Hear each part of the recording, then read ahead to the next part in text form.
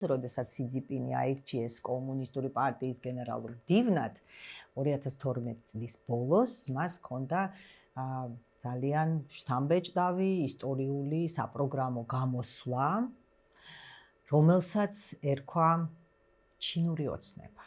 ხო, თუ გეგონათ რომ 2012 წელს მხოლოდ საქართველოში ოცნებობდნენ, არა, ჩინეთშიც ოცნებობდნენ. მართალია ჩინეთში ბევრი რამ, რაზედაც ამხანაგი სი ოცნებობდა, ბევრი რამ განხორციელდა. საქართველოზე დღეს არ ვისაუბრებთ და საერთოდ ოცნებაზე. ამ პროგრამაში, ამ გამოსვლაში სიძიპინმა განსაკუთრებული ყურადღება გაამახვილა კორუფციასთან ბრძოლაზე.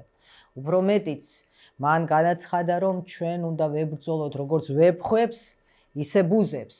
არ ვიცი, ეთყობა რაღაცა ეს ალეგორიები ცხოველებთან, ძალიან ისეთია, ნაწილია ეთყობა მენტალიტეტის თუ კულტურის, ტრადიციის ჩინეთში, ვებხვებს და ბუზებსაც უნდა ვებრძოლოთ. ებრძვიან კიდევაც კორუფციასთან ისე ძალიან შეუპოვარი მებრძოლია სიძიპინი.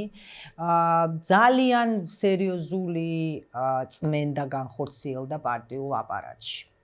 ზუსტად ამ კორუფციასთან ბრძოლის ფარგლებში ძალიან ბევრმა, უფრო მეცაც გეტყვი, რატო ძალიან ბევრი რატო უნდა ვთქვა. 2 მილიონმა ადამიანმა დაკარგა სამსახური. ზოგი იმაში ციხეშიც აღმოჩნდა. ნუ ხო 2 მილიონი ადამიანი, 1.4 მილიარდიანი ქვეყნისთვის პრინციპში არაფერი არ არის.